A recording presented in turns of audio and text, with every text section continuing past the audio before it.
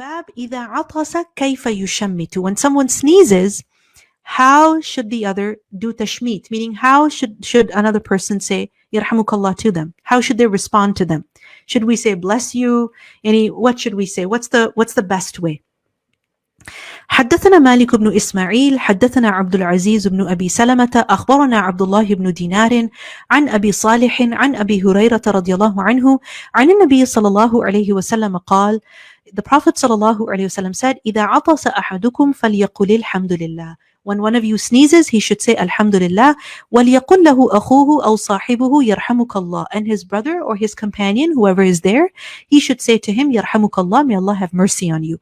فَإِذَا قَالَ لَهُ يَرْحَمُكَ اللَّهُ, and when he says to him يَرْحَمُكَ اللَّهُ, فَلْيَقُلْ يَهْدِيكُمُ اللَّهُ وَيُصْلِحُ بَالَكُمْ.